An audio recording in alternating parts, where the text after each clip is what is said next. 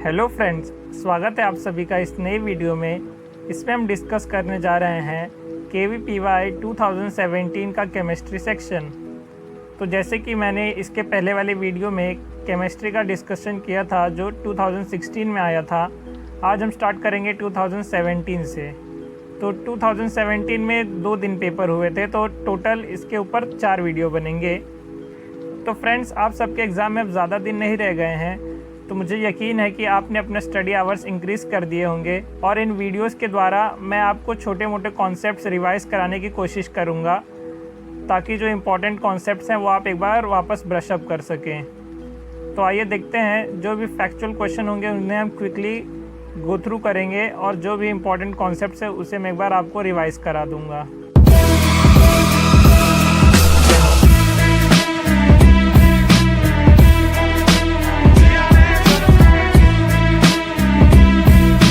तो आइए बढ़ते हैं आज के पहले क्वेश्चन की तरफ।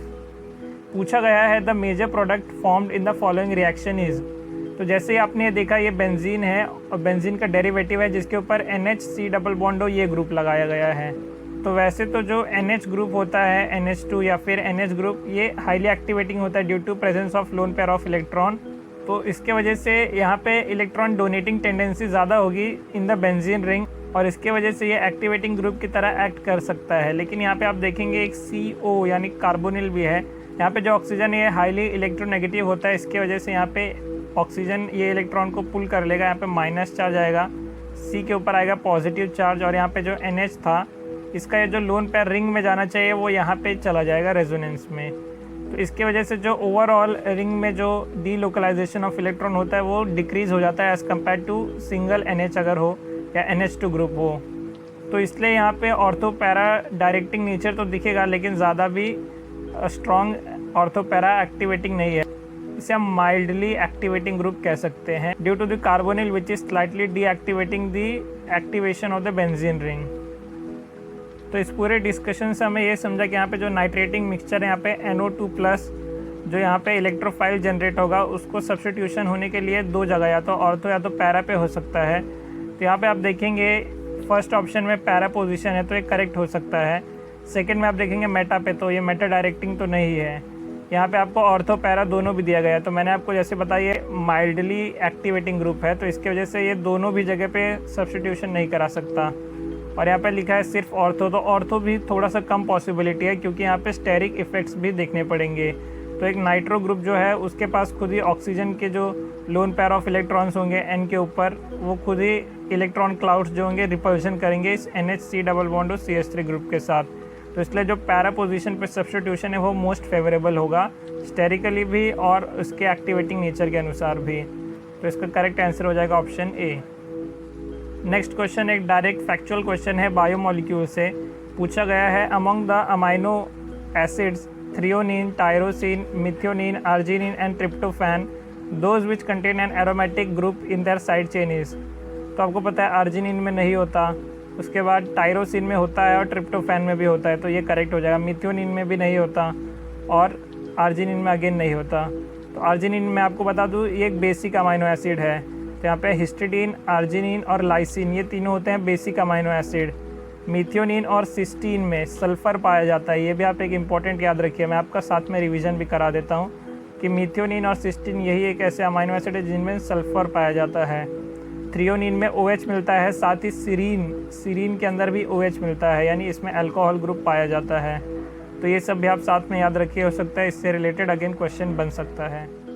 आइए बढ़ते हैं अगले क्वेश्चन पे। दिया गया है the number of stereo isomers possible for the following compound is. तो इस तरह का क्वेश्चन हमने पहले भी प्रीवियस ईयर क्वेश्चन में किए हैं और आपको पता है इसका आंसर भी आपको हो सकता है याद ही हो। सिंपल सा वही फॉर्मेट है। यहाँ पे एक डबल बॉन्ड है तो यहाँ पे सिस ट्रांस बन सकता है और आप एक कायरल कार्बन है, इसके वजह से D और L कॉन्फ़िगरेशन बन सकता है। तो ओवरऑल यहाँ पे 4 हमें स्टीरियो आइसोमर मिल सकते हैं, इसलिए इसका करेक्ट आंसर हो जाएगा ऑप्शन D। तो ये है फ़ायदा प्रीवियस ईयर क्वेश्चन सॉल्व करके जाने का। अगर उससे रिलेटेड पास्ट ईयर में कोई क्वेश्चन आया हो तो आप इजीली वो question with in second solve करके आगे बढ़ सकते हैं। अगला क्वेश्चन अगेन बेंजीन रिंग के डायरेक्टिंग नेचर से है, जो उसके ऊपर सब्स्टिट्यूएंट्स होते हैं। तो इसमें दिया गया था electrophilic aromatic substitution reaction of chlorobenzene the ortho para directing ability of chlorine is due to, तो यहाँ पे हमें पूछा गया ऑर्थो पैरा डायरेक्टिंग नेचर क्यों होता है। तो ये होने का कारण या तो प्लस आई हो सकता है या तो प्लस आर, यानी रेजोनेंस पॉजिटिव दिखा सकता है या तो इंडक्टिव इफेक्ट पॉजिटिव दिखा सकता है। तो हमें पता है जो क्लोरीन होता है वो हाईली इलेक्ट्रोनेगेटिव होता है क्योंकि वो एक हैलोजन है, और हैलोजन इसलिए कभी भी प्लस आई इफेक्ट नहीं दिखाते, माइनस आई इफेक्ट दिखाते हैं। तो इसका एक ही रीज़न बचता है जो है प्लस आर इफेक्ट। तो यहाँ पे हमें देखना कि प्लस आर इफेक्ट किस में दिया है, तो यहाँ पे दिया है ऑप्शन सी में प्लस आर इफेक्ट। बाकी और कोई पॉसिबिलिटी नहीं है क्योंकि ऑर्थो पैरा डायरेक्टिंग अगर आपको चाहिए तो यहाँ पे आपको रिंग एक्टिवेट कराना पड़ेगा, जो कि प्लस आई या प्लस आर से हो सकता है, माइनस आई और माइनस आर से नहीं हो सकता। जैसे कि हमें क्वेश्चन में दिया गया है ऑर्थो पैरा डायरेक्टिंग, यानी यहाँ पे एक्टिवेटिंग ग्रुप होना चाहिए, और एक्टिवेशन के लिए लोन पैर जो है ये बेंजीन रिंग के अंदर आएंगे तभी ये एक्टिवेट होगी रिंग। तो इसके वजह से यहाँ पे प्लस आर इफेक्ट ही हमारा करेक्ट आंसर हो जाएगा। नेक्स्ट क्वेश्चन एक अच्छा क्वेश्चन है, इसमें एरोमेटिसिटी और एंटी एरोमेटिसिटी का कॉन्सेप्ट डिस्कस किया गया है। मैंने अपने पहले वीडियो में भी इसके बारे में जिक्र किया है और ये क्वेश्चन मैंने वहाँ पे डिस्कस किया है, एक बार मैं फिर से बता देता हूँ आप सबको।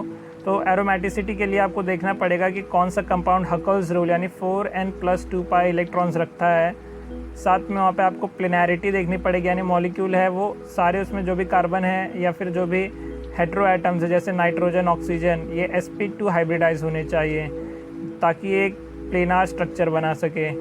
और उसके बाद यहाँ पे आपको कॉन्जुगेशन भी देखना पड़ेगा, यानी alternate double single double bonds भी वहाँ पे होने चाहिए। तो आइए देखते हैं इसमें से कौन सा कंपाउंड एरोमेटिक है। एक बार हम उसे एलिमिनेट कर देंगे तो हमें एंटी एरोमेटिक भी मिल सकता है। तो अगर आप यहाँ पे देखेंगे तो फर्स्ट कंपाउंड दिया गया है 1 2 3 4 5 6 7 8 9 10।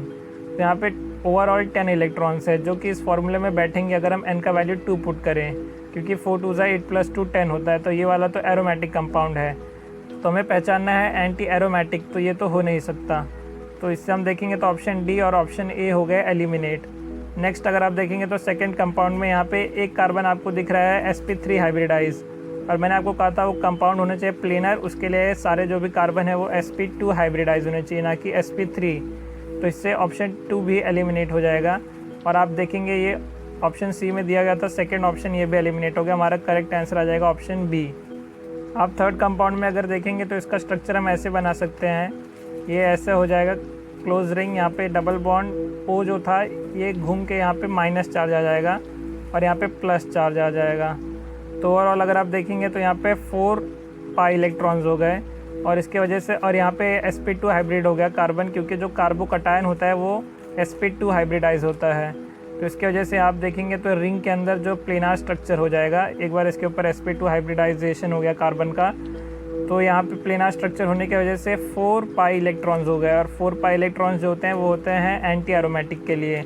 वहीं जो 4n+2 पाई इलेक्ट्रॉन्स होते हैं वो होते हैं एरोमेटिक के लिए, तो ये आप याद रखिए। तो यहाँ पे 4 पाई इलेक्ट्रॉन्स हो जाएंगे रिंग के अंदर, इसकी वजह से एंटी एरोमेटिक हो जाएगा। सिमिलरली अगर आप देखेंगे तो कंपाउंड 5 एक एंटी एरोमेटिक कंपाउंड है, क्योंकि यहाँ पे भी 4 पाई इलेक्ट्रॉन्स हैं जो कि हकल्स रूल को फॉलो नहीं करते और ना ही ये नॉन एरोमेटिक है, तो ये एंटी एरोमेटिक है क्योंकि यहाँ पे भी 4 पाई इलेक्ट्रॉन्स हैं, या 4n पाई के फॉर्म में भी होगा तो वो भी एंटी एरोमेटिक की कैटेगरी में ही आता है। तो इससे हमारा करेक्ट आंसर हो जाएगा ऑप्शन बी। जो फोर्थ कंपाउंड है वो भी एक एरोमेटिक कंपाउंड ही है, तो हमारा करेक्ट आंसर है option B. Next question again organic chemistry से है, बहुत ही सिंपल सा क्वेश्चन है, ग्रिग्नार्ड रिएजेंट से रिलेटेड क्वेश्चन है। पूछा गया है CH3 MgBr followed by protonation the compound that produces ethanol. तो हमें किस कंपाउंड के रिएक्शन CH3 MgBr के साथ करने पे इथेनॉल का प्रोडक्ट मिलेगा। तो बहुत ही सिंपल सा है, आप एक एक ऑप्शन को भी चेक कर सकते हैं और डायरेक्टली भी इथेनॉल जो एक छोटा सा कंपाउंड है तो ये होता है CH3 CH2OH। तो इससे आप डायरेक्टली भी बता सकते हैं कि यहाँ पे जो CH3 है, एक तो यहाँ से CH3 मिल जाएगा। अब आपको ऐसा ओरिजिनल कंपाउंड लेना पड़ेगा जिसमें एक ही कार्बन हो, तो एक ही कार्बन अगर आप देखेंगे तो ऑप्शन डी और ऑप्शन ए हो जाएंगे एलिमिनेट। आपको पता है कि हमें यहाँ पे इथेनॉल मिल रहा है जो कि एक प्राइमरी अल्कोहल है, और ये जब हम किसी एल्डिहाइड का रिएक्शन करते हैं ग्रिग्नार्ड रिएजेंट के साथ तभी ये पॉसिबल होता है। तो इसकी वजह से हमारा करेक्ट आंसर हो जाएगा एल्डिहाइड, जो कि यहाँ पे एक ही ऑप्शन में दिया है ऑप्शन सी में। अगर आप एसिड का रिएक्शन करेंगे तो यहाँ पे आपको प्राइमरी अल्कोहल नहीं मिलेगा, आपको यहाँ पे सेकेंडरी अल्कोहल मिलेगा जो कि HCOOH है। अगर यहाँ पे HCOOH यानी फॉर्मिक एसिड के अलावा और कोई एसिड होता तो वहाँ पे आपको टर्शरी अल्कोहल मिलता। तो ये भी आप याद रखिए। अगला क्वेश्चन अगेन एक बेसिक कॉन्सेप्ट से है, पूछा गया है विच of the following is not an oxidation reduction reaction, यानी हमें पहचाना है इसमें से कौन सा रिडॉक्स रिएक्शन नहीं है। तो H2 + Br2 HBr बन रहा है, तो H2 यहाँ पे 0 ऑक्सीडेशन स्टेट, Br2 0, यहाँ पे H+ हो गया यानी +1 ऑक्सीडेशन स्टेट और Br -1 में चला गया, तो ये रिडॉक्स रिएक्शन है। NaCl AgNO3 giving NaNO3 + AgCl, तो Na+1 में था, यहाँ पे भी +1 में ही है, यहाँ पे Ag जो था वो +1 में था, यहाँ पे भी Ag यानी सिल्वर +1 में ही है। तो सिंपल से ये एक आयन डिस्प्लेसमेंट रिएक्शन है, इसे आप देख सकते हैं कि यहाँ पे कोई रिडॉक्स रिएक्शन नहीं हुआ है, तो ये हमारा करेक्ट आंसर हो जाएगा, यानी ये नॉट अ रिडॉक्स रिएक्शन है। बाकी अगर आप ऑप्शन चेक करेंगे तो इसमें Cl2 जो था 0 ऑक्सीडेशन स्टेट से -1 और यहाँ पे +1 ऑक्सीडेशन स्टेट में गया है, तो ये एक डिसप्रपोर्शनेशन रिएक्शन का भी एग्जांपल है और ये बहुत इंपॉर्टेंट है। यहाँ पे आप Cl2 + NaOH का 2 कंडीशन में रिएक्शन कराएंगे तो आपको अलग अलग प्रोडक्ट मिलते हैं। एक तो होता है कॉन्सनट्रेटेड और हॉट कंडीशन में, तो वहाँ पे आपको NaCl + NaClO3 मिलता है, यानी क्लोरेट मिलता है। वहीं अगर आप डाइल्यूट कंडीशन में NaOH से इसका रिएक्शन कराएंगे डाइल्यूट कंडीशन में, तो आपको NaCl + NaOCl मिलता है, यानी हाइपोक्लोराइट मिलता है। तो ये आप याद रखिए कि कोल्ड और डाइल्यूट कंडीशन में NaOCl मिलता है, वहीं हॉट और कॉन्सनट्रेटेड कंडीशन में NaClO3 यानी क्लोरेट मिलता है। तो ये मैंने आपको पी ब्लॉक का एक और रिएक्शन साथ में याद करा दिया। क्वेश्चन है the thermal stability of alkaline earth metal carbonate, magnesium carbonate, calcium carbonate, strontium carbonate and barium carbonate follows the order. तो आपको पता है यहाँ पे जो कार्बोनेट है ये एक पॉलीवैलेंट आयन है। जो कार्बोनेट आयन है यहाँ पे आप देख सकते हैं कि इसके ऊपर -2 चार्ज है और एक बहुत बड़ा सा आयन है, सिर्फ एक सिंगल स्पीशीज, जैसे यहाँ पे Cl- या Br- जैसा ये एक सिंगल एटम से नहीं बना हुआ है, एक सिंगल आयन नहीं है, इसमें 3 एटम्स या 4 एटम्स है यहाँ पे।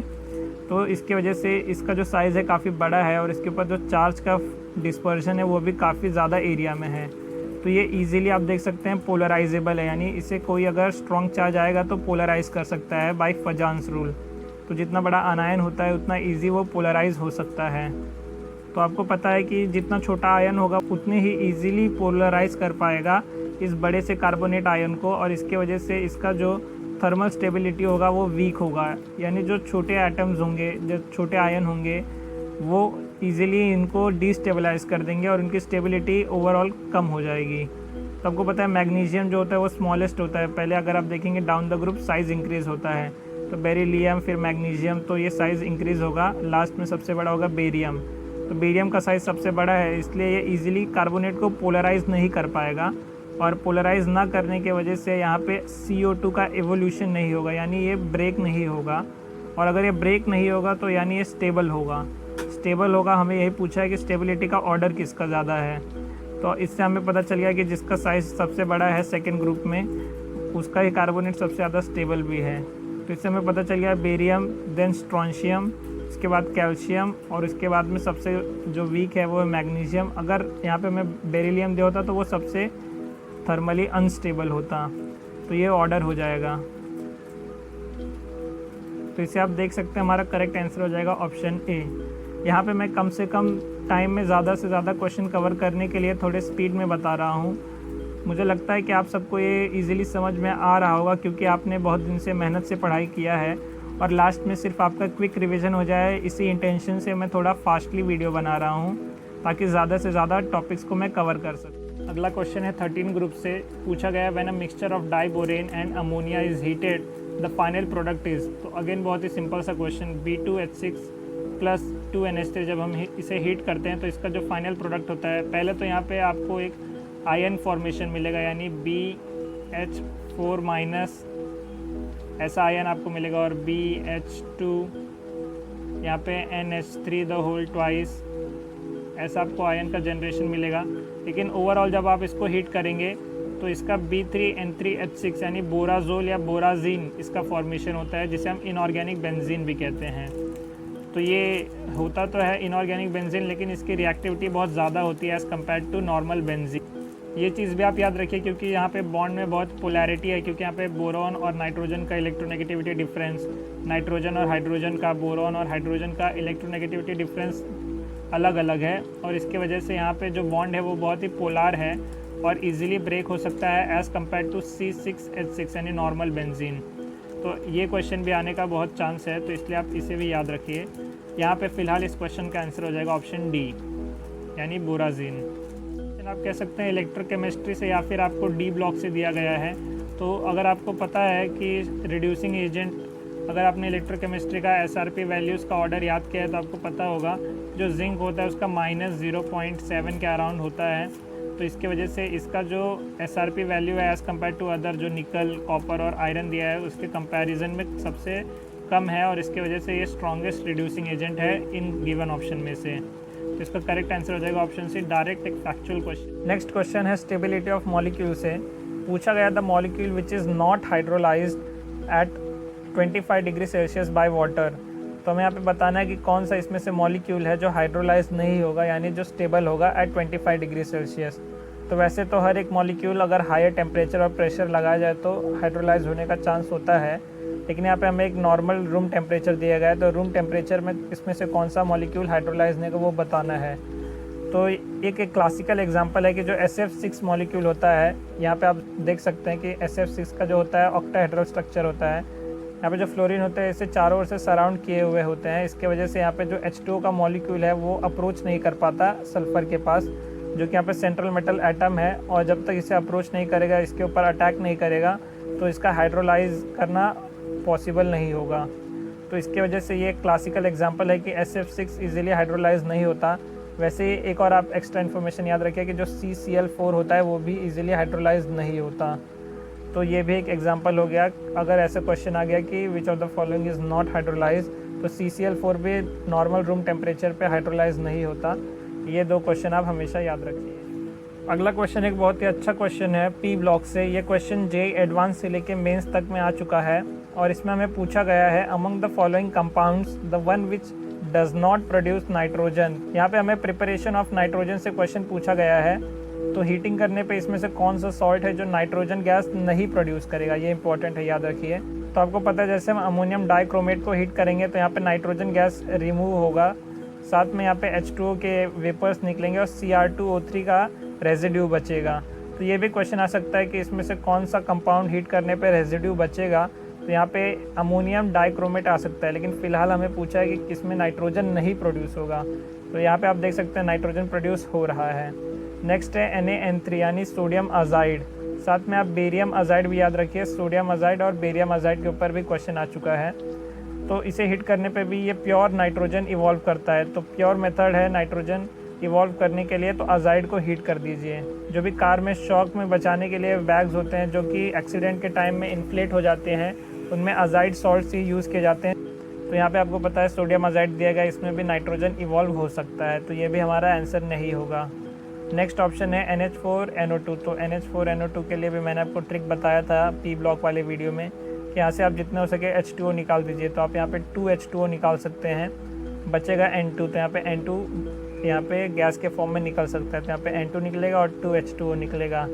ये रिएक्शन लिखने का मेथड हो गया और याद करने के लिए। तो by the method of elimination हमने पता लगा लिया कि जो तीनों भी ऑप्शन है इनमें नाइट्रोजन इवॉल्व हो सकता है, और यहाँ पे जो 1/4 कंपाउंड है सोडियम ऑक्जेलेट, इसमें से ही हमें नाइट्रोजन नहीं मिल सकता। इसका रिएक्शन कुछ ऐसा होगा, यहाँ पे अमोनिया और ऑक्जेलिक एसिड मिलेगा, तो इसलिए यहाँ पे नाइट्रोजन इवॉल्व होने का कोई मेथड नहीं है, कोई चांस नहीं है। और अगर आपको ये पता नहीं भी हो तो भी आप बाकी सारे ऑप्शंस को एक बार एलिमिनेट कर देंगे तो आपका आंसर आपको ईजिली मिल जाएगा। तो इसलिए ये रिएक्शन बहुत इंपॉर्टेंट है और इनका रिपीट होने का चांस भी बहुत हाई है, तो इसलिए आप इसे याद रखिए।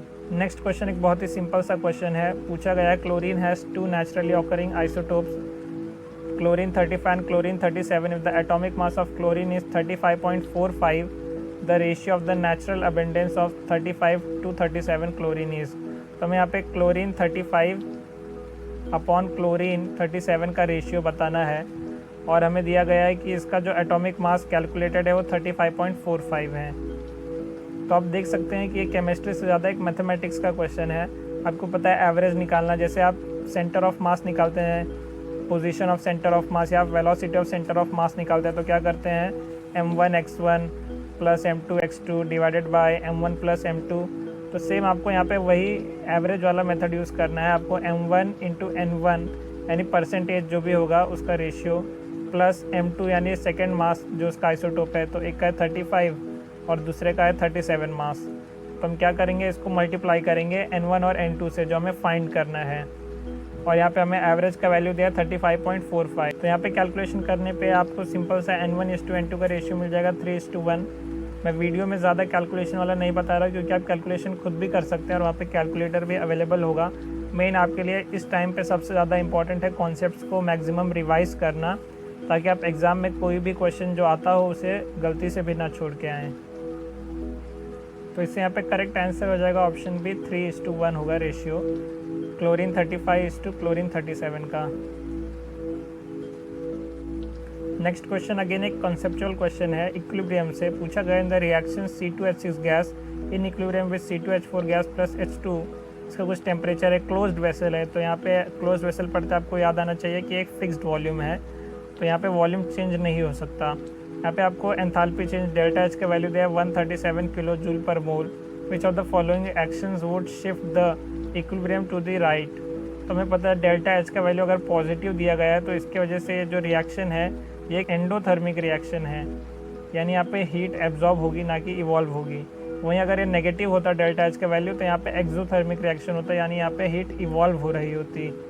तो फिलहाल हमें जो दिया गया है उसमें हमें एंडोथर्मिक रिएक्शन दिया गया है। तो हमें पूछा गया है कि which of the following action would shift the equilibrium to the right side. तो राइट साइड यानी यहाँ पे हमें C2H4 और H2 का कॉन्सेंट्रेशन बढ़ाना है। तो देखते हैं ऑप्शन में क्या दिया, decreasing the volume of the closed reaction vessel.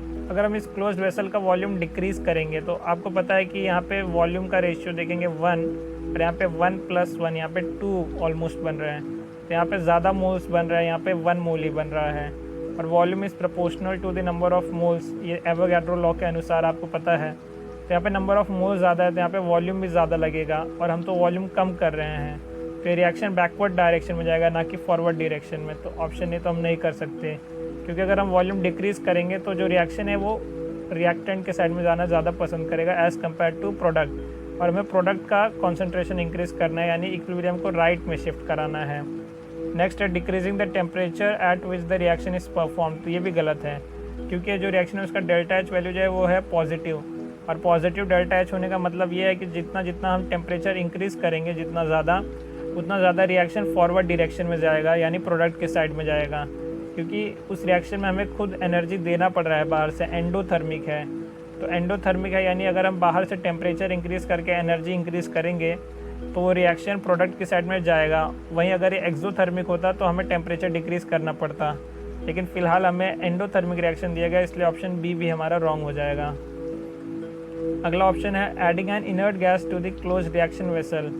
तो आपको पता है अगर ये क्लोज रिएक्शन वेसल है और इसके अंदर C2H6 था, साथ में यहाँ पे C2H4 भी है और H2 भी है, तो अगर हम इसके अंदर एक इनर्ट गैस डालेंगे तो इनर्ट गैस डालने की वजह से यहाँ पे क्या होगा, प्रेशर बढ़ जाएगा, क्योंकि वॉल्यूम तो हमने फिक्स रखा है, क्लोज रिएक्शन वेसल है, तो प्रेशर इसकी वजह से इंक्रीज़ हो जाएगा, क्योंकि यहाँ पे और गैस आ गया है। तो यहाँ पे ज़्यादा गैस होने की वजह से, प्रेशर इंक्रीज़ होने की वजह से वॉल्यूम डिक्रीज़ होना चाहेगा, और volume decrease left hand side पे। C2H6 को एक ही मोल है, जैसे मैंने आपको फर्स्ट ऑप्शन में डिक्रीज़ वॉल्यूम करने पे बताया था कि एवोगैड्रो लॉ के अनुसार यहाँ पे एक ही मोल है लेफ़्ट हैंड साइड पे। यहाँ पे आप देख सकते हैं लेफ़्ट हैंड साइड पे एक ही मोल है, यहाँ पे 2 मोल है, तो यहाँ पे वॉल्यूम ज़्यादा लगेगा, तो इसलिए रिएक्शन तो बैकवर्ड डायरेक्शन में जाना पसंद करेगा, लेकिन हमें क्या करना है, राइट हैंड साइड पे से लेके जाना है, यानी प्रोडक्ट के साइड में। तो अगेन पहले 3 ऑप्शन हो गया एलिमिनेट, तो इससे हमारा करेक्ट आंसर हो जाएगा ऑप्शन डी, और ऑप्शन डी में हमें दिया गया increasing the volume of the closed vessel. तो ये बात सही है, अगर हम इसका वॉल्यूम इंक्रीज़ करेंगे तो लेफ़्ट हैंड साइड में अगर आप देखेंगे अगेन वही लॉजिक, यहाँ पे 1 यहाँ पे 2 मोल्स ओवरऑल बन रहे हैं, 1:2 का रेशियो है, तो अगर यहाँ पे वॉल्यूम इंक्रीज़ करेंगे तो ये राइट हैंड साइड पे जाना चाहेगा बाय ली शैटलियर्स प्रिंसिपल। तो हमें यही क्वेश्चन में पूछा गया राइट हैंड साइड पे करने के लिए क्या करना है, तो ऑप्शन डी यहाँ पे करेक्ट हो जाएगा। आइए बढ़ते हैं अगले क्वेश्चन की तरफ। पूछा गया था enthalpy of an elementary exothermic, तो ये इंपॉर्टेंट वर्ड है exothermic. Reaction A in equilibrium with B is schematically plotted against the reaction coordinate. The plot in the presence and absence of a catalyst are shown in dashed and solid lines respectively. अगर catalyst का presence है यानी catalyst उस reaction में available है तो वहाँ पे डैश्ड लाइन यानी डॉटेड लाइन से दिखाया गया है, और अगर वहाँ पे एब्सेंट है कैटलिस्ट तो वहाँ पे स्ट्रेट लाइन या फिर एक सॉलिड लाइन से हमें वहाँ पे बताया गया है। तो प्लॉट देखते ही आपको पता चल गया होगा, जो विदाउट कैटलिस्ट है उसकी activation energy as compare to with catalyst ज़्यादा होगी। तो इससे आप देखेंगे सारे ऑप्शन में अगर आप देखेंगे तो विद द कैटलिस्ट वाला जो एक्टिवेशन एनर्जी यानी जो डॉटेड वाला एक्टिवेशन एनर्जी है वो लोअर है as compare to without the catalyst. तो इससे तो कोई ऑप्शन एलिमिनेट हुआ नहीं। तो जैसे कि हमें क्वेश्चन में दिया गया ये एक्सोथर्मिक रिएक्शन है, तो एक्सोथर्मिक रिएक्शन में क्या होगा, हीट इवॉल्व होगा यानी डेल्टा एच होगा नेगेटिव। तो डेल्टा एच नेगेटिव होने के लिए क्या होगा कि जो प्रोडक्ट है उसकी एनर्जी यानी जो एनर्जी है प्रोडक्ट की will be lower than the energy of reactant, तभी तो यहाँ पे जो एनर्जी है वो रिलीज़ होगी। तो आपको देखना है बी जो प्रोडक्ट है उसकी एनर्जी लोअर होनी चाहिए एज़ कम्पेयर टू ए, तो ये ऑप्शन एलिमिनेट हो जाएगा। और यहाँ पे 3 ऑप्शन इसमें से बचे हैं, ऑप्शन ए, सी और डी। लेकिन हमें पता है कि जो कैटलिस्ट होता है उसके प्रेजेंस या एब्सेंस की वजह से जो प्रोडक्ट का ओवरऑल एनर्जी है वो नहीं डिक्रीज़ होता, उसका सिर्फ एक्टिवेशन एनर्जी डिक्रीज़ होता है। तो यहाँ पे आपको दिया गया है कि ये जो डॉटेड लाइन है और जो एक सॉलिड लाइन है इसके बीच में डिफरेंस दिया गया एनर्जी के बीच में, लेकिन ऐसा होना नहीं चाहिए कैटलिस्ट के प्रेजेंस की वजह से, क्योंकि जो कैटलिस्ट है वो सिर्फ एक्टिवेशन एनर्जी लोअर करेगा, ना कि ओवरऑल प्रोडक्ट की एनर्जी लो करेगा। तो इसके अनुसार आप देखेंगे तो यहाँ पे ऑप्शन डी भी एलिमिनेट हो जाएगा, बिकॉज ऑप्शन डी में भी आप देखेंगे तो यहाँ पे प्रोडक्ट की एनर्जी डिफरेंट बताई गई है in different cases of the catalyst. तो इससे हमारा सिर्फ ऑप्शन ए बचेगा जो हमारा करेक्ट आंसर है। ये आप एलिमिनेशन से भी बता सकते हैं और आप इसे लॉजिकली भी बता सकते हैं।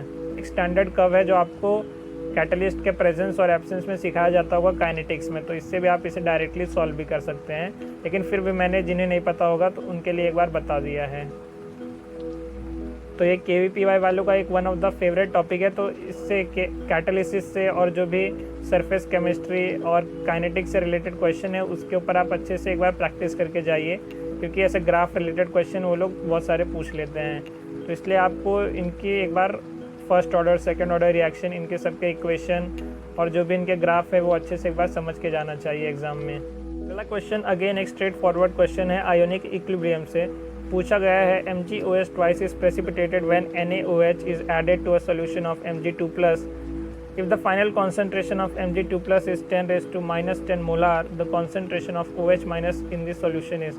अगेन एक बहुत ही स्टैंडर्ड सा क्वेश्चन है, आपको सिर्फ लिखना है KSP का वैल्यू लिखना है और आपको उसे इक्वेट कर देना है कॉन्सेंट्रेशन से।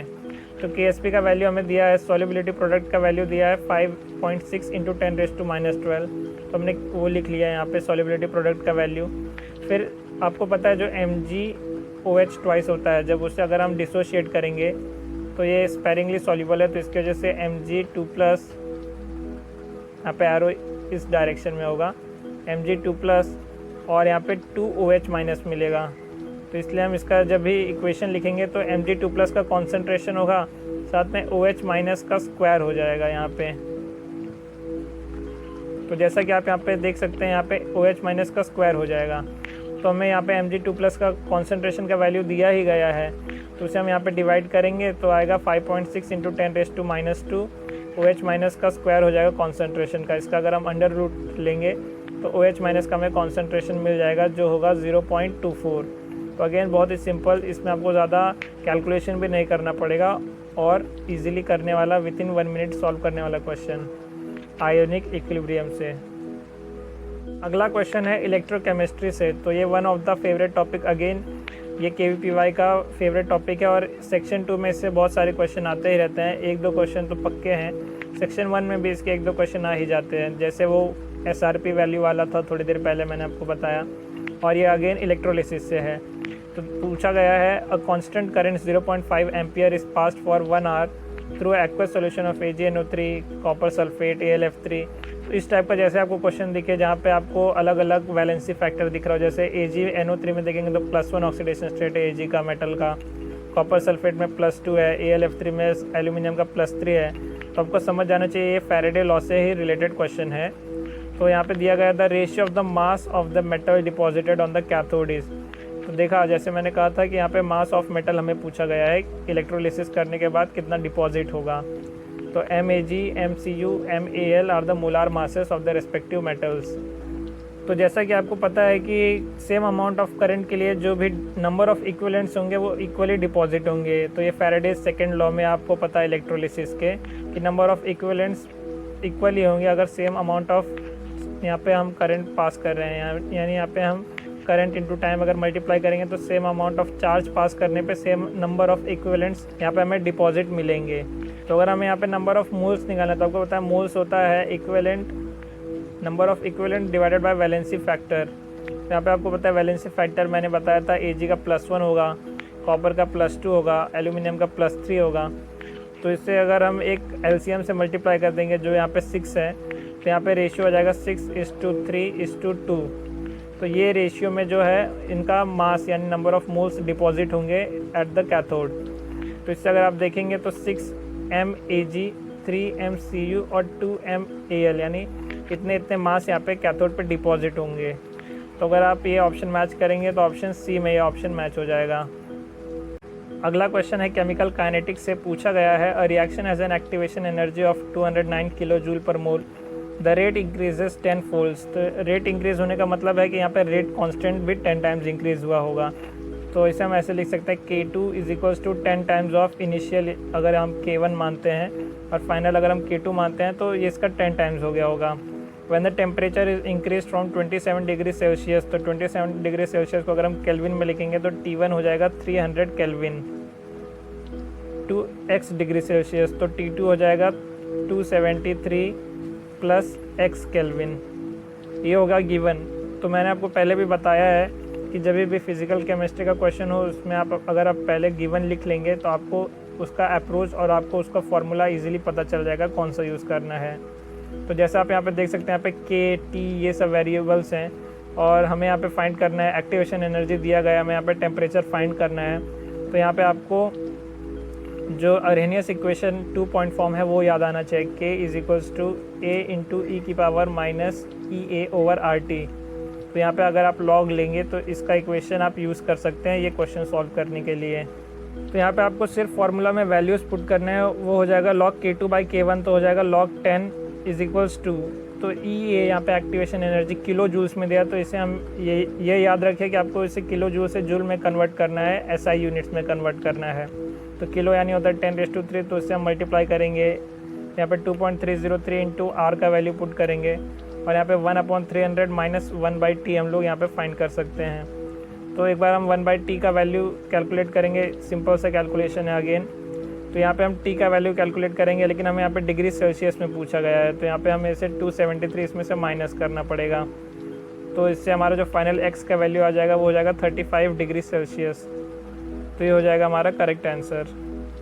तो इससे आप देख सकते हैं इसका करेक्ट आंसर हो जाएगा ऑप्शन ए। यहाँ पे मैं ज़्यादा कैलकुलेशन में टाइम वेस्ट नहीं कर रहा हूँ क्योंकि आपको और भी स्टडी करना होगा और आपका एग्ज़ाम में सिर्फ बहुत कम ही दिन बचे हैं, तो इसलिए आपको ज़्यादा सेल्फ स्टडी के लिए टाइम मिले, इसलिए मैं कम से कम टाइम में एक पूरे वीडियो का जो इंपॉर्टेंट पॉइंट्स है वो आपको हाईलाइट करके बताना चाहता हूँ। क्वेश्चन एक अच्छा क्वेश्चन है पर एक स्टैंडर्ड क्वेश्चन है, इसलिए बहुत सारे लोग इसे इजीली सॉल्व कर पाएंगे सॉलिड स्टेट से। तो पूछा गया a mineral consist of a cubic closed pack, यानी यहाँ पे CCP लेटेस्ट स्ट्रक्चर है, structure formed by O2- ion यानी ऑक्साइड आयन्स है, where half the octahedral voids. तो ऑक्टाहेड्रल वॉइड्स में जितने थे उसके half are occupied by Al3+ and 1/8 of the tetrahedral voids are occupied by Mn2।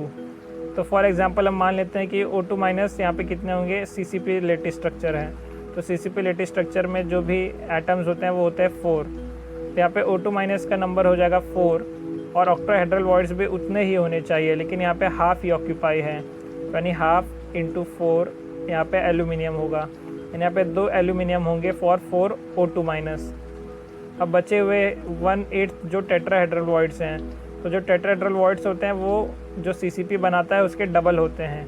तो CCP बनाने वाले का 4 एटम होंगे तो टेट्राहेड्रल वॉइड्स 8 होंगे, लेकिन यहाँ पे 8 वॉइड्स ऑक्यूपाई है क्या, नहीं, तो यहाँ पे 1/8 वॉइड ही खाली ऑक्यूपाइड है।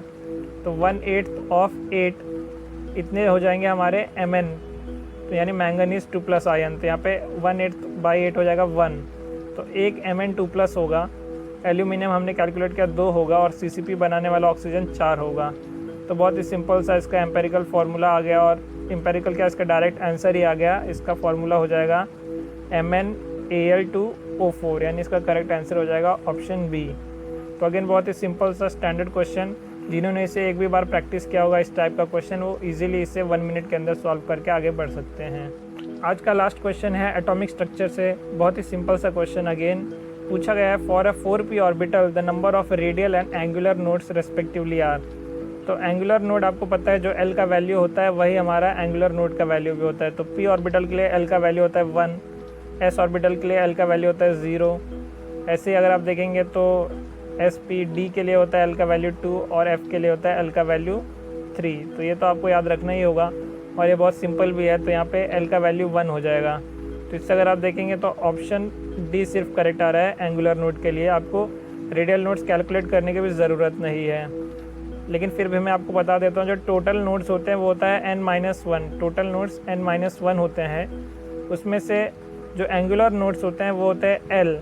तो अगर हम टोटल में से एंगुलर नोड्स माइनस कर देंगे तो हमें मिल जाएंगे रेडियल नोड्स।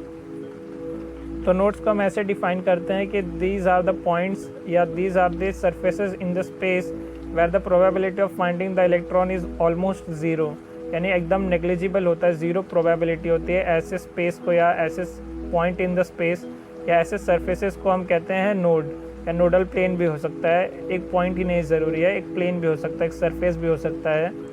तो फिलहाल हम उसमें नहीं जाएंगे, लेकिन फ़िलहाल इस क्वेश्चन में हमें पूछा गया है तो जो टोटल नोड्स होते हैं वो होते हैं रेडियल प्लस एंगुलर। तो मैंने आपको एंगुलर के लिए एक सिंपल से बताया, एंगुलर आपको एजिमुथल क्वांटम नंबर याद रखना है जो भी ऑर्बिटल के लिए हमें पूछा गया है। यहाँ पे p ऑर्बिटल के लिए पूछा गया है तो एंगुलर नोड्स L का वैल्यू हो जाता है 1, यहाँ पे एंगुलर नोड 1 हो जाएंगे। टोटल नोड के लिए आपको फार्मूला पता है n-1 होता है, तो n का वैल्यू है 4, तो 4 - 1 हो जाएगा 3 में से अगर हम एक एंगुलर नोड निकाल देंगे तो रेडियल नोड बचेंगे 2। तो यहाँ पे 2 रेडियल नोड्स और एक एंगुलर नोड, तो ऑप्शन डी यहाँ पे करेक्ट हो जाएगा 2,1। तो अगेन बहुत ही सिंपल सा क्वेश्चन एटॉमिक स्ट्रक्चर से। फ्रेंड्स आज के लिए बस इतना ही। मुझे आशा है कि आपने अपने स्टडी आवर्स इंक्रीज़ किए होंगे और आपको बेनिफिट मिला होगा इन वीडियोस से। मैं आपके लिए और भी वीडियोस लाने की कोशिश करूंगा ताकि आपको एग्ज़ाम से पहले बहुत सारे कॉन्सेप्ट्स का एक बार अच्छे से रिवीजन हो जाए, ताकि आप एग्ज़ाम में जब जाएं तो फुल कॉन्फिडेंस से जाएं और ज़्यादा से ज़्यादा क्वेश्चन कम से कम टाइम में सॉल्व करके अपना एग्ज़ाम में भी कॉन्फिडेंस बूस्ट कर सकें। वीडियो अगर आपको अच्छा लगा हो तो अपने फ्रेंड्स के साथ इसे ज़रूर शेयर करें ताकि उनकी भी हेल्प हो सके। वीडियो को लाइक करना ना भूलें और आपको कौन सा क्वेश्चन अच्छा लगा वो ज़रूर कमेंट करें। मैं आपके लिए ऐसे ही और भी वीडियो बनाता रहूँगा। मिलता हूँ मैं आपसे अगले वीडियो में। Till then keep studying and keep doing hard work. Thank you.